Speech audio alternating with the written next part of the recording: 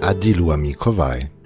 Si vous dites ça dans le Limousin, on tardera pas à vous répondre « Oh, Kovai ». Et si vous demandez le nom de cette langue, on vous répondra le patois. C'est ce qu'on leur disait à l'école, que leur parler n'était qu'une sorte de français dégradé, pas vraiment une langue, bien trop rudimentaire pour l'être, juste un langage rustique et grossier. C'est ainsi que dans la plupart des régions françaises, on parle le patois, un terme indistinct qui couvre de nombreuses réalités linguistiques, héritage d'une conception centralisatrice de la République jacobine, où pendant plus de 100 ans, on punissait les enfants à l'école s'ils parlaient dans leur langue maternelle.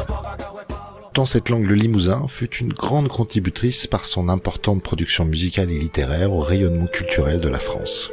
Elle fut même pendant 3 siècles la principale contributrice, une des bases de la littérature moderne. Le limousin, c'est une variante de l'occitan, parmi l'auvergnat et le vivarois alpin au nord, et le gascon, le languedocien et le provençal au sud. On pourrait ajouter le catalan, qui s'il n'est pas à proprement parler de l'occitan, en est très proche.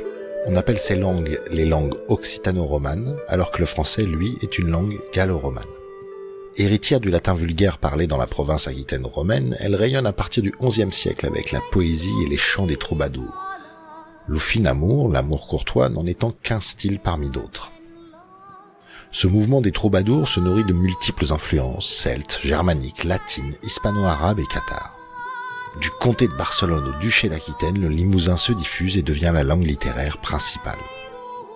Le déclin des troubadours s'amorce au milieu du XIIIe siècle, notamment suite à la croisade des Albigeois contre l'hérésie cathare, qui aboutit à une mainmise du roi de France sur les territoires occitans et à la soumission des pouvoirs locaux qui perdirent en prestige.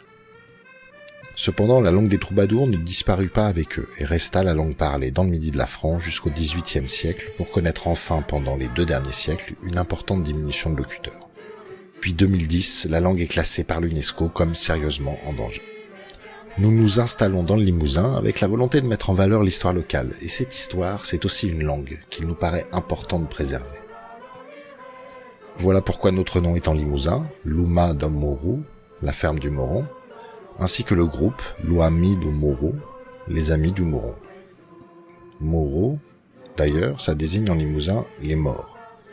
Sans doute cette ferme fut dans un lointain passé exploitée par une famille de morts. Que per tuco qu'ai enveja de parla l'ossito de Limousin. Bon, rassurez-vous, on reste bilingue, et pour une meilleure compréhension de tous, on va conserver le français pour l'essentiel de notre com. Mais voilà, on tentera de vous faire découvrir cette belle langue quand vous passerez par le Moron. Allez, Luami.